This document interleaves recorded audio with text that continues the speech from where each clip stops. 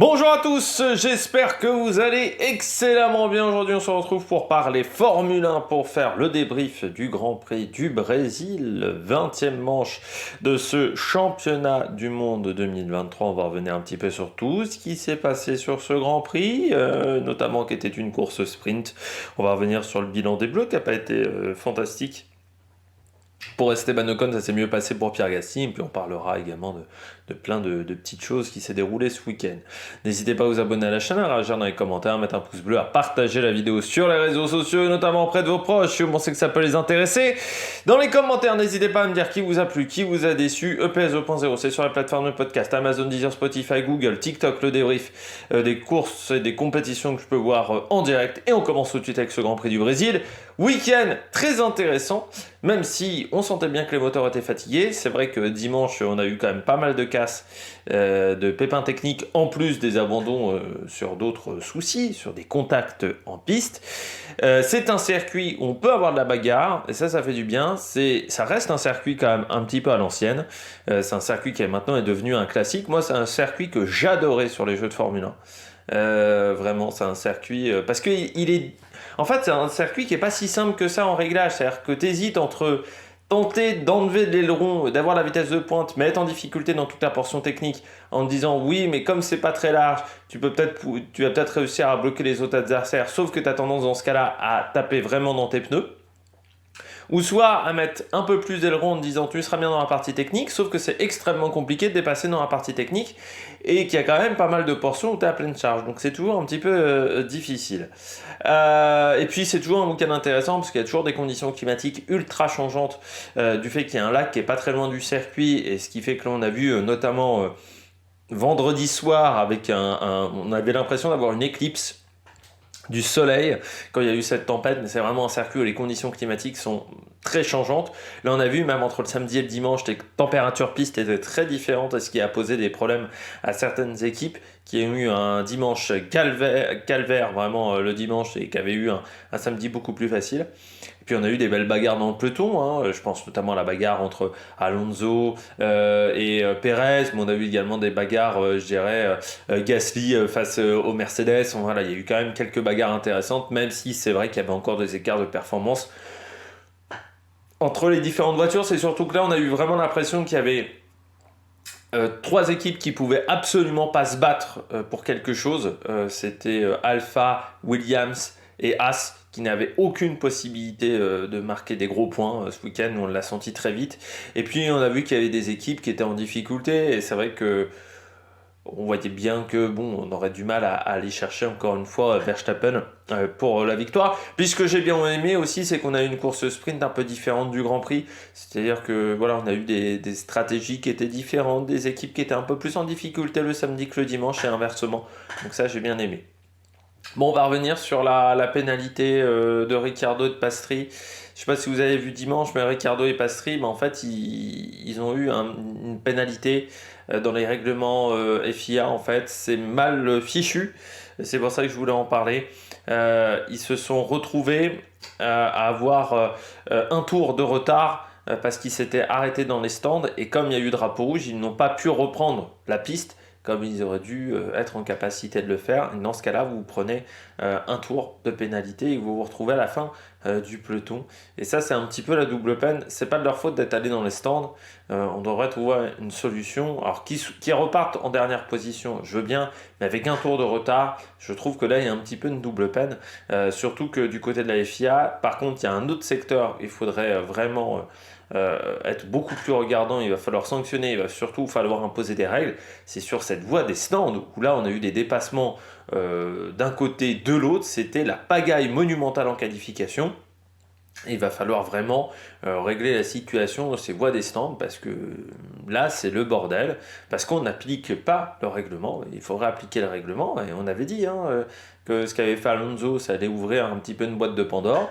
Eh bien la boîte de Pandore, on l'a bien vu là sur ce Grand Prix du Brésil, sur les phases de qualification, avec pas mal de pilotes qui essaient de bloquer d'autres pilotes dans la phase des stands, et Verstappen qui lui ne s'est pas soucié de ces pilotes là et a décidé de dépasser de manière dangereuse par l'autre côté. Sauf que je rappelle que dans la voie des stands, il y a beaucoup de monde, et si on se retrouve à avoir trois voitures de front dans la voie des stands, il va y avoir des catastrophes. Donc ça serait bien qu'on règle la situation et qu'on applique le règlement du côté de cette voie des stands. Du côté de la note du Grand Prix, j'ai mis 14 sur 20. Oui, 14 sur 20, parce que certes, on n'a pas eu de surprise, mais moi j'ai pris du plaisir à regarder ces deux courses. C'est peut-être le circuit où la course sprint a le mieux marché cette année. Bon, même s'il va falloir... Enfin, le format, certainement, va être revu, mais bon, l'année prochaine, ils veulent 10 courses sprint. Pour le moment, les courses sprint, je dirais qu'à part au Brésil, presque. Sinon, il y a beaucoup d'endroits où ça n'a pas marché, hein, ces courses sprint, où on n'a pas eu beaucoup d'intérêt à avoir de courses sprint. Donc, peut-être aussi parce que on utilise des pneus qui se suivent dans la gamme. Il faudrait peut-être, en cas de course sprint, avoir des pneus qui ne se suivent pas dans la gamme pour tenter d'avoir un peu de stratégie ou tenter des choses sur les courses sprint. Mais ouais, on a eu des bagarres intéressantes. Bon, encore une fois, Alonso, Pérez. C'est un circuit où les F1 modernes arrivent encore à faire du spectacle.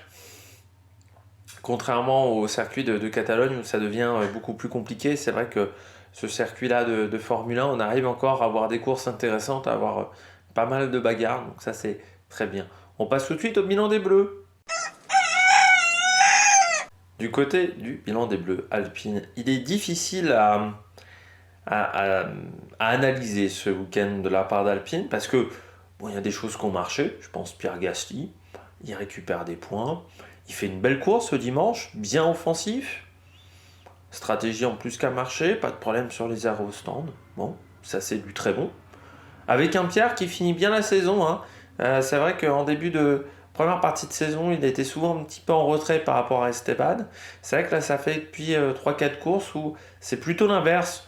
On a l'impression que c'est plutôt Pierre qui s'en sort mieux qu'Esteban, avec un Pierre qui arrive à retrouver un bon niveau de performance avec cette Alpine. J'espère que c'est de bonne augure pour lui, pour l'année prochaine et pour l'équipe, hein, parce que ça ferait du bien de retrouver les top 5. Parce que cette année, ça a quand même été compliqué, et puis de retrouver les top 5 à la régulière, d'être vraiment dans le bon paquet. C'est ce qu'on attend d'Alpine aujourd'hui, c'est qu'il soit présent à l'avant. Par contre, bien entendu, du côté d'Alpine, il y a toujours du moins bon. Et là, c'est vrai que Esteban, alors il sauve un point le dimanche, mais bon, il sauve un point parce que tu as quand même Russell qui a un problème mécanique, tu as quand même du monde devant qui se retrouve à avoir des soucis. Ricciardo, par rapport à son rythme de course, il aurait dépassé assez facilement Esteban. Donc tu as eu un peu de chance pour marquer ce point-là, parce que, encore une fois, le rythme, petit Bayou, ton rythme de course n'était pas bon du côté d'Esteban, et en plus, moi ce que j'ai pas aimé, c'est des déclarations le samedi après l'accident sur la shutout, sur le sprint shutout, sur les qualifs de la sprint, où sur l'accident entre Alonso et Ocon, j'ai l'impression qu'on a voulu presque créer un drama Drive to Survive, mais qui était ridicule. C'est-à-dire la manière de communiquer d'Alpine a été ridicule sur cette action-là. C'est quand j'entends qu'Esteban Ocon dise c'est de la faute d'Alonso. Bon, déjà quand il le dit, il est dans la voiture, il n'a pas revu les images. Bon, je veux bien. Mais quand derrière on dit il a pas perdu la voiture, si, il perd la voiture. Alors, il perd la voiture un micro-instant et après il peut la rattraper s'il n'y a pas Alonso sur la trajectoire. Mais déjà, Alonso, il aurait fallu qu'il soit 20 mètres plus loin et pas à 2 cm près. Donc, et il perd la voiture. Sur le vibreur, il a perd à la réaccélération. Il arrive à la rattraper in extremis, pas de peau, il y a Alonso. Que Alonso ne regarde pas du bon côté dans le rétro et soit pas hyper attentif. Alors, ok, on aurait pu dire que c'est une petite erreur de sa part, mais pour moi c'est du 50-50. On ne devait pas aller plus loin. Quand Bruno Famin, quand d'autres attaquent Alonso, tu connais en plus Alonso, tu sais qu'il va répondre encore plus quand c'est Alpine, parce que la fin s'est très mal passée et la deuxième saison avec Alpine a été très compliquée pour Fernando, et les relations avec le directoire Renault n'étaient pas bonnes. Faut pas faire ça, ça ne sert à rien. Ça n'aide pas ton équipe. Et à part que Ocon se fasse défoncer encore une fois par les aficionados espagnols qui, dès qu'il y a Ocon, défonce Ocon, Je vois pas quel était l'intérêt d'Alpine de défendre à ce point-là son pilote en disant presque il n'a pas perdu la voiture. Bah si, il perd la voiture, Bruno Famin. Alors ensuite, il la récupère. Mais dans un premier temps, il perd la voiture quand il réaccélère sur le vibreur. Bon, c'est comme ça. C'est une petite erreur. Mais on en a fait un pataquès pendant tout le week-end qui a été nocif pour l'image de marque d'Alpine et qui a été nocif pour la Formule 1, encore une fois, parce que j'avais presque l'impression qu'on a créé une séquence Drive to Survive. On voulait créer une séquence Drive to Survive. Je suis quasiment sûr que l'année prochaine, t'auras 20 minutes là-dessus dans Drive to Survive. Mais ça n'avait pas d'intérêt, véritablement, et c'est un fait de course. Alors, chez Drive to Survive, là, ils vont broder pendant un épisode complet. Alonso versus son ancienne équipe, les Normands versus l'Espagnol, Bon, mais oui, en plus, Esteban a eu un week-end compliqué parce qu'il avait moins de rythme que son coéquipier. Et cette Alpine, qui a du mal ces derniers temps en qualif aussi, en performance pure c'est compliqué, et qui a du mal tout simplement parce que le moteur ne marche pas correctement. Je pense en plus que ils ont tout fait pour pas changer de moteur, ce qui fait que là ils arrivent un peu à la corde, et déjà qu'ils étaient en retrait de performance avec un moteur qui tournait à 100% de ses capacités, alors avec un moteur qui a 90-85% de ses capacités, je pense que ça devient vraiment compliqué pour les pilotes. Bon, on passe tout de suite aux pilotes au top. Du côté des pilotes au top, alors bien entendu, il y a encore Max Verstappen, mais bon, on se répète un petit peu chaque week-end, donc je vais pas aller plus loin avec Max Verstappen que oui, il a fait un super week-end, oui, c'est encore fantastique, oui, il avait une super bagnole, et que bon, il n'y a pas grand-chose qui l'atteint sur cette fin de saison. Mais bon, je vais pas répéter chaque week-end ce que j'ai un petit peu dit depuis le début de saison, donc on va tenter de passer à autre chose pour pas que la vidéo dure 3/4 d'heure. Je continue avec Fernando Alonso. Très bon Grand Prix d'Alonso. C'est vrai que le week-end n'a pas forcément été facile. La période est pas simple pour Aston parce que en fait ils ont fait des évolutions qui n'ont pas marché, le temps de revenir en arrière. En fait, grosso modo, les données qu'ils avaient à l'usine n'étaient pas les données réelles. C'est-à-dire qu'entre le terrain et l'usine, il y a eu des décalages au niveau des phases de calcul. Donc, c'est-à-dire que les évolutions qui marchaient à l'usine ne marchaient pas sur la piste. Ça provient peut-être d'une erreur de soufflerie ou d'erreur de calcul. Enfin, voilà, ça peut provenir de plein de petits paramètres. Ce qui fait que le temps de revenir en arrière, de comprendre quelles évolutions n'ont pas marché et quelles évolutions ont peut-être un peu apporté de performance à la voiture, tu perds énormément de temps, et ce qui fait que cette Aston Martin est moins bien en cette fin de saison, qu'elle est moins bien que la McLaren, qu'elle est moins bien que la Ferrari, et qu'elle est moins bien que Mercedes, quand la Mercedes est à son plein potentiel, ce qui n'était pas le cas ce week-end. Donc, du côté de Fernando Alonso, il doit faire avec une voiture qui est un peu moins performante en cette fin de saison. C'est forcément frustrant. Derrière, dès qu'Alonso est frustré, tu as 150 rumeurs qui sortent, qui ont été démenties, notamment la rumeur Red Bull, mais forcément ça affecte un petit peu le pilote, même si c'est Fernando Alonso. Puis j'ai envie de dire que ce week-end-là représente bien tout Alonso. C'est-à-dire d'un côté, la bête de course, le tigre derrière le volant, qui moi m'a toujours impressionné et que j'ai toujours apprécié, c'est-à-dire la qualité de coup de volant de Fernando Alonso, cette capacité à se surpasser dans la voiture que j'ai toujours apprécié. Et puis Mr. Jekyll et Mr. Hyde, l'autre face, je dirais, de Fernando Alonso, qui est la face en dehors de la voiture, qui, moi, ces dernières années, j'ai tendance à avoir envie de lui mettre des claques à Fernando Alonso. Sa communication, qui je trouve est très souvent pas très fut et pas très intelligente, et son comportement, on va dire, en dehors de la voiture, qui m'emmerde. Et je le dis toujours que Fernando Alonso, dans quelques années, ça sera comme Nelson Piquet, c'est-à-dire quand il va arrêter sa carrière en F1, ça sera pas plus gênant, je pense, Fernando Alonso. Et parce qu'il est juste, c'est une horreur, voilà, ses propos sur Alpine, ça ne sert à rien. Voilà. Bon, certes, Alpine a forcé le trait encore une fois, et je le dis, mais bon, il n'est pas obligé de leur répondre, Alonso.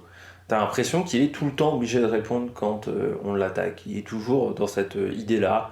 Et même le petit pic, qui est toujours obligé de foutre en plus des pics à la con à Alpine.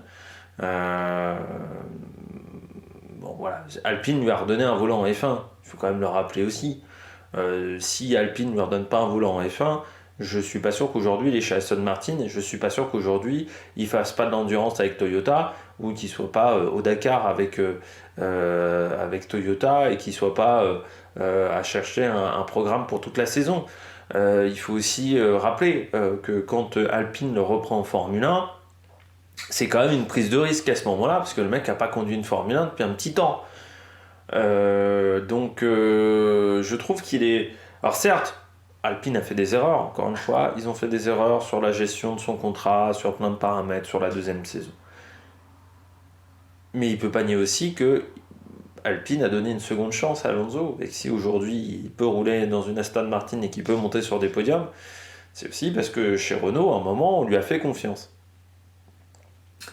Donc c'est voilà ce comportement-là en dehors de la voiture, moi qui m'a toujours emmerdé. Et ce week-end-là, c'est totalement du Alonso pur jus. C'est-à-dire d'un côté, un super coup de volant, le mec est capable de se sublimer, même avec un matériel qui n'est pas toujours fantastique. Et de l'autre, ben, un comportement en dehors de la piste où tu te dis, putain, j'ai envie de lui foutre une baigne. Et c'est ça depuis quelques années, Alonso. Hein. C'était déjà le cas chez Ferrari, c'était le cas chez McLaren. Bon voilà, c'est le cas depuis 10 ans, plus de 10 ans. Je dirais du côté d'Alonso, où on a on va dire presque cette dichotomie entre d'un côté un mec qui a un coup de volant de génie et oui, qui a un coup de volant où tu as envie vraiment de lui dire chapeau monsieur, parce que défendre comme ça avec le DRS, personne l'a fait et je suis pas sûr que quelqu'un soit en capacité de le faire en défendant en plus propre. C'est-à-dire il met pas des coups de volant dans tous les endroits, il met pas des zigzags dans tous les sens. Et en même temps, oui, et avec le DRS c'est beaucoup plus compliqué de défendre. Et il va falloir aussi le rappeler à la FIA, enfin à la FIA, aux organismes, que le gros problème de ce DRS aujourd'hui, c'est qu'on ne peut pas le contrer. Contrairement à un système de boost, comme on a en IndyCar, où certes, le pilote pour dépasser peut activer son boost, mais toi, tu peux dire, soit j'en garde pour la fin de course, soit je décide de mettre mon boost pour contrer l'attaque de l'adversaire. Aujourd'hui, c'est pas possible avec le DRS. Il n'y a pas de solution pour contrer un DRS. C'est le gros souci. Pour moi, il aurait mieux fallu des boosts que ce système-là. Surtout qu'il aurait pu avoir des stratégies où j'utilise moins de boost mais je mets un peu moins d'essence dans la voiture, des trucs comme ça, ce qui n'est pas possible avec le DRS. Et actuellement le DRS fausse énormément les bagarres en Formule 1. Si on se retrouve à avoir peu de spectacles, regardez vraiment les courses des années 2000, parce qu'on disait dans les années 2000 à l'époque de Schumacher, oh il n'y a pas de spectacle. Il y a quand même beaucoup plus de spectacles qu'aujourd'hui. Notamment, il y a des courses qui sont assez sympas à regarder dans les années 2000. Vous pouvez les retrouver sur Dailymotion, même sur YouTube, je pense qu'il doit y en avoir quelques-unes. Et regardez vraiment le spectacle qu'il y avait à cette époque-là, quand on disait qu'il n'y avait pas de spectacle à ce moment-là par rapport au pas de spectacle d'aujourd'hui. On peut saluer quand même le fait que l'Aston Martin a bien marché sur ce circuit. Alors, c'est pas non plus une surprise. C'est pas le circuit où il faut la plus grosse vitesse de pointe non plus. Et c'est une piste où ils arrivent à générer beaucoup d'appui. Donc c'est une piste où ça a bien marché pour l'Aston. Stroll fait également une belle course. On peut le noter, hein, il fait une belle 5e place. Bon, là aussi, Stroll, un personnage, on va dire. Mais voilà, ça a été un bon week-end pour Aston Martin, mais vraiment Alonso, un beau podium. Voilà, un bon week-end pour Fernando. Tsunoda, j'avais dit la semaine dernière, il fallait que Ricciardo marque ces points-là à ce moment-là de l'année, parce que ça allait être très important. Là, Tsunoda, il a fait un peu la même chose, parce que c'est vrai que ça faisait quelques courses, notamment le Mexique, où il part en tête à queue, il fait un peu le bébête, on retrouve l'ancien Tsunoda, où il avait fait des erreurs. Alors là, il fait une erreur à un moment où il bloque son pneu, je crois que c'est dimanche. Mais ça lui a pas trop coûté. Je trouve qu'il fait un bon week-end, il avait un bon rythme. Les AlphaTauri finissent très bien la saison. C'est vrai que c'est assez surprenant parce que regardez le rythme qu'avait Ricciardo par rapport à Piastri. Alors certes, une McLaren qui était peut-être endommagée. Ricciardo, il avait un super rythme, hein. Alors c'est dommage qu'il était à un tour, parce que s'il avait été dans le rythme, dans le tour de leader, je pense qu'il était vraiment en capacité d'aller battre Ocon facilement. Et ouais, Tsunoda, très bon rythme ce week-end. Des gros points marqués, et c'était important pour lui aussi, parce que, encore une fois, c'est un pilote qui a fait un bon début de saison, mais avec une voiture qui n'était pas bonne et avec un équipier qui n'était pas bon. Donc, c'est-à-dire que c'est compliqué de savoir quel était vraiment son rythme de course sur les premières courses de l'année. Derrière, il se retrouve face à Ricciardo. Bon, il est encore devant Ricciardo, mais l'écart est quand même largement réduit. Ricciardo se baisse, il se retrouve face à Lawson. Il a quand même été en difficulté face à Lawson. Ricciardo revient, il est en difficulté par rapport à Ricciardo. Et là, voilà, il a trouvé voilà, un bon rythme sur ce Grand Prix. Et c'était important, vu la période de l'année, avec un Perez qui a quand même pas réussi à dépasser Alonso, qui était avec une Red Bull qui pourtant était très performante ce week-end. Encore une fois, Tsunoda, il doit se placer pour le volant Red Bull l'année prochaine, parce que ça peut être une opportunité pour lui. Tsunoda, il a toujours été soutenu par Honda. Hein. Il faut savoir qu'il a fait partie de l'académie Red Bull, mais parce que il a été soutenu par Honda. Il a démarré sous le Honda Dream, je sais plus comment ça s'appelle, Dream Project ou un truc comme ça. C'est comme ça qu'il a intégré ensuite l'académie Red Bull quand Honda a décidé d'être le motoriste de Red Bull. Et il a commencé sous les chapeaux de roue, sur les chapeaux de roue, vraiment, hein, en F2, mais ça, en F3. Son première partie de saison avait été très compliquée. À partir de Spa, il fait des courses fantastiques. En F2, il se retrouve en F2 pourtant très vite, après une demi-saison performante en F3. Et il arrive à faire des super courses en F2 dans sa première saison. Ensuite, ça se dégrade un peu. Et c'est vrai que son arrivée en F1, ça s'était pas bien passé hein, pour Tsunoda. Ça a même été très compliqué. Je pense qu'Helmut Marko, à plusieurs moments, il s'est dit j'ai envie de le dégager. Problème, soutien de Honda. Là, il faut qu'il se monte Tsunoda parce que Honda va rejoindre Aston Martin dans les années à venir.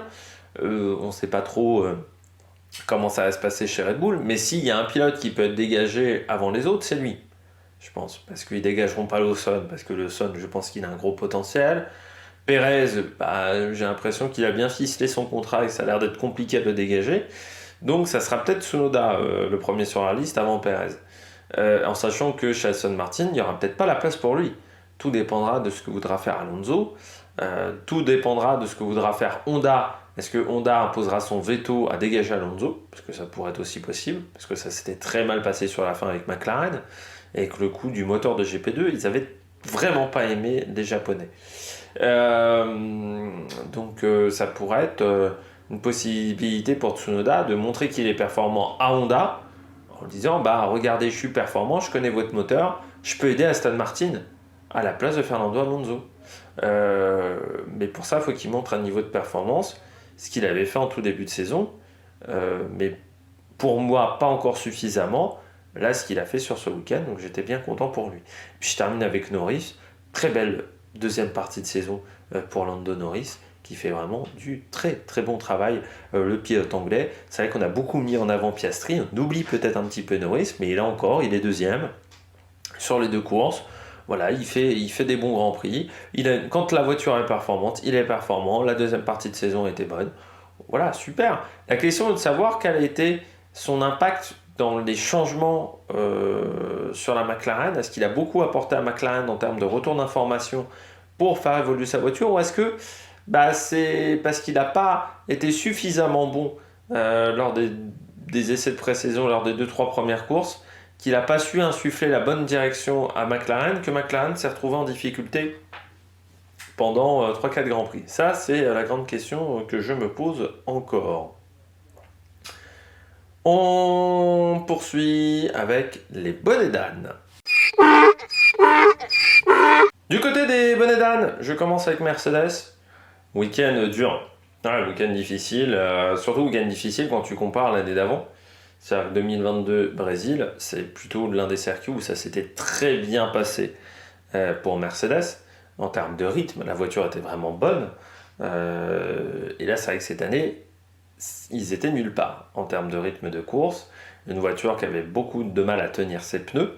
Dès le départ du Grand Prix, le dimanche, avec un Hamilton qui dit, après son premier changement de pneu, qui dit j'ai la voiture qui tire d'un côté, j'ai l'impression que j'ai une crevaison, que j'ai un problème sur le pneu, alors que pas du tout. C'était juste la voiture qui marchait mal dans ces conditions-là de température. Malgré tout, là encore du côté de la communication de Mercedes, je trouve que cette année, ils ont un peu du mal. C'est là où je dis que c'est pas que la voiture, il y a plein de choses, il y a plein de paramètres qu'il va falloir revoir pour Mercedes pour de nouveau être performant, notamment la communication. Quand j'entends grosso modo chez Mercedes qui disent tous la voiture est catastrophique alors qu'il y a 2 courses, elle marchait très bien. Voilà, c'est pas la voiture qui est catastrophique, la voiture elle est pointue cette année. Les voitures, elle est pointue parce que tu as commencé ta saison avec un concept qui ne marchait pas, que tu as décidé, tu t'es dit non, on va pas réussir à faire fonctionner ce concept-là, on change du tout au tout. Dans ce cas-là, pourquoi vous n'avez pas mis des pontons larges dès le début? Moi, j'ai l'impression qu'en fait, ils se sont fait leurrer par leur fin de saison de l'année dernière, où ils se sont dit, tiens, les pontons étroits, on va peut-être réussir à les faire fonctionner. Et puis à Abu Dhabi, ils se sont aperçus que non, ça ne marche que quand il y a de l'altitude, que quand il y avait des circuits qui faisaient qu'il y avait peu de traînées aérodynamiques, notamment au Brésil, Mexico. Quand ils se sont aperçus de ça, c'était peut-être trop tard, parce que les processus de création de châssis et tout ça étaient déjà faits.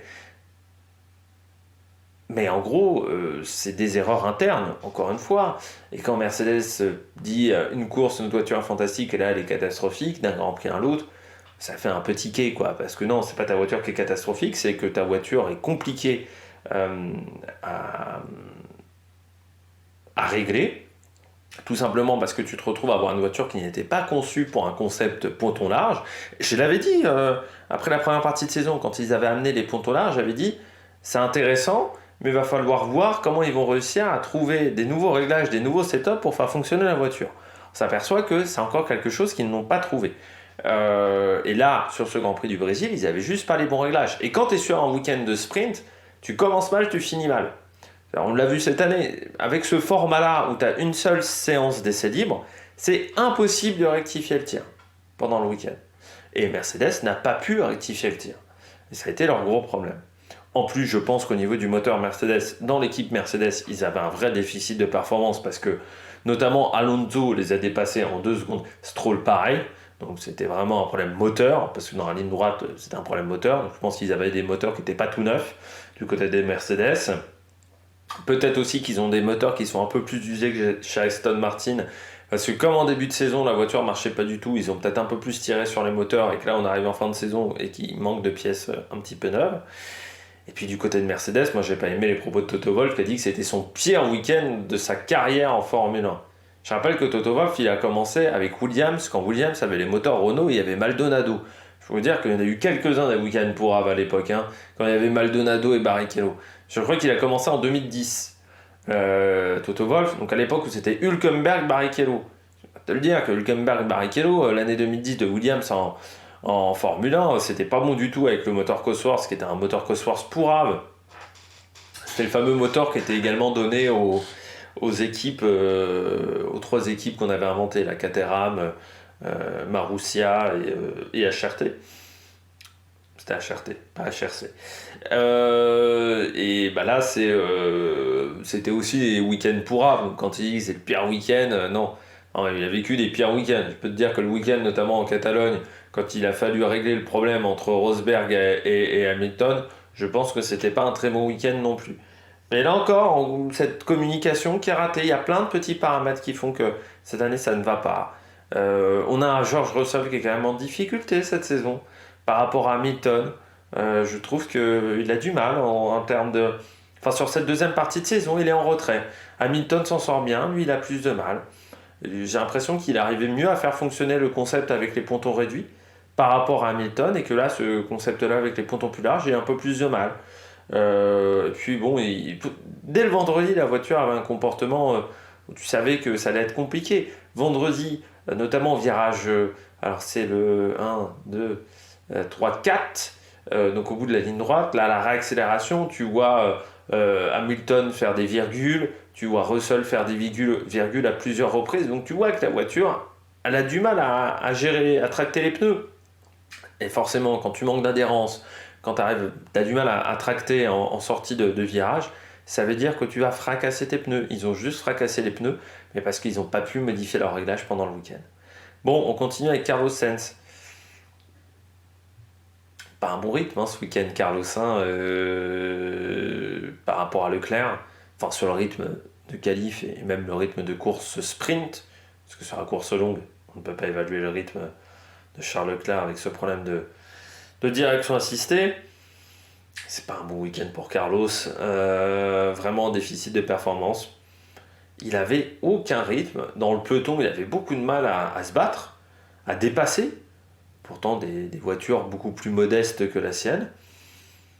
Ça marchait pas ce week-end pour Carlos, pourtant c'est un circuit où il a déjà fait un podium dans sa carrière, quand il était chez McLaren, quand Hamilton avait été déclassé il avait subi une pénalité avec son accident avec Albon. L'année où Gasly fait 2 devant Lewis Hamilton et ensuite devant Carlos Sainz.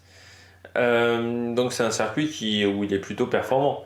C'est un circuit qu'il apprécie, comme Monza, c'est des circuits où il y a du rythme normalement. Là je sais pas, là encore, peut-être qu'on est parti sur une mauvaise voie en termes de réglage au simulateur et puis ensuite impossibilité de rectifier le tir et ça l'a mis vraiment en difficulté. De toute façon, la Ferrari était un peu moins performante que sur les courses précédentes, où j'avais trouvé le moteur très bon, notamment à Austin, au Mexique, où j'avais trouvé vraiment que la Ferrari avait un très bon rythme. Là, ça a été plus compliqué. Et puis là aussi, sur cette deuxième partie de saison, Sainz, je le trouve un peu moins bon que Charles Leclerc. Donc, il va falloir voir dans le futur ce que ça va donner, puisqu'il avait fait plutôt une première partie de saison qui était très intéressante. Là, c'est un peu plus difficile, je trouve, pour Sainz par rapport à Charles Leclerc. Et puis je termine avec Alfa Romeo. C'est compliqué Alfa, rythme de course difficile, rythme de qualif quasiment inexistant. Là aussi, du côté de l'équipe suisse, on va peut-être finir dernière du championnat du monde. Ça veut dire avec pas de moyens. Les doutes avec Audi. Alors on nous dit que du côté d'Audi, on ne se désengagerait pas. Mais le fait d'entendre qu'il y ait des doutes sur ce projet-là, c'est inquiétant.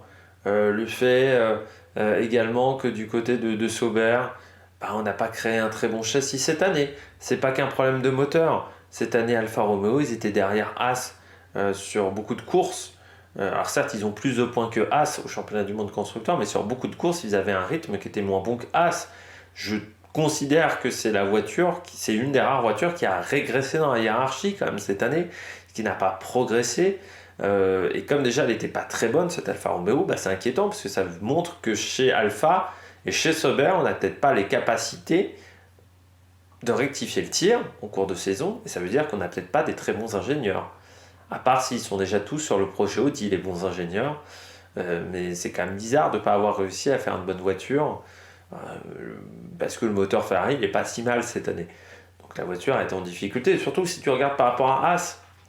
Même en cette fin de saison, on a l'impression que la Haas est plus performante que l'Alfa, alors que avant c'était pas le cas. Donc ça montre qu'il y a un souci comme chez Alfa.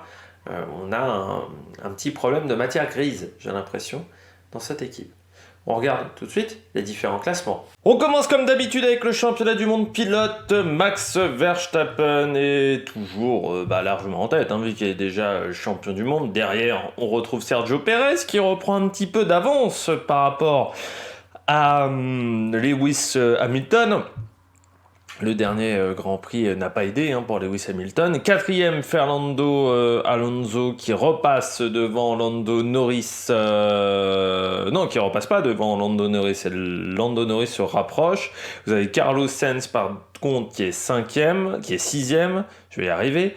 Avec 192 points. La mauvaise opération elle est pour lui. Le week-end a été compliqué pour Carlos Sainz. Charles Leclerc est 7, et puis on retrouve ensuite George Russell qui fait une saison difficile quand vous regardez l'écart de points quand même avec Lewis Hamilton, et puis Oscar Piastri, Lance Stroll, Pierre Gasly et Esteban Ocon. Le Stroll qui repasse devant Pierre Gasly et devant Esteban Ocon. Du côté du championnat constructeur, là aussi il y a pas mal de changements, alors pas dans les premières places parce que Red Bull est en tête avec 782 points, il profite des mésaventures de Mercedes, 400 points d'avance. Mercedes est deuxième avec maintenant 20 points d'avance sur Ferrari, donc il y a vraiment match. On retrouve ensuite McLaren, Mercedes qui a une vingtaine de points d'avance sur Aston, donc le match s'équilibre. Sixième Alpine qui, quant à eux, sont bien seuls à la sixième place. Et puis Williams 7ème, sauf qu'ils n'ont plus que 7 points d'avance sur AlphaTauri qui finit fort. En ce moment, Alfa Romeo est 9ème et As est 10ème. Bon, il va y avoir deux bagarres. Est-ce que AlphaTauri va pouvoir réussir à passer devant Williams et est-ce que As finira bonne dernière ou est-ce que ça sera Alfa Romeo Sauber pour la dernière année du partenariat avec Alfa Romeo? Bon, nous on se retrouve pour le prochain Grand Prix qui est un Grand Prix inédit. Enfin, inédit, le circuit est inédit par le Grand Prix, parce qu'il y a déjà eu des courses à Las Vegas dans les années 80. Ça sera donc le 18 novembre, ça sera l'avant-dernière manche de cette saison 2023 qui n'en finit plus de s'étendre. Et puis on aura le Grand Prix d'Abu Dhabi, ça sera le 26 novembre prochain. Donc voilà les deux prochaines courses du côté de ce championnat du monde. Eh bien, n'hésitez pas à vous abonner à la chaîne, à réagir dans les commentaires, à mettre un pouce bleu et à partager la vidéo sur les réseaux sociaux, notamment auprès de vos proches où on sait que ça peut les intéresser. Et puis nous on se retrouve pour de nouvelles aventures sur la Meilleure Production. Ciao ciao!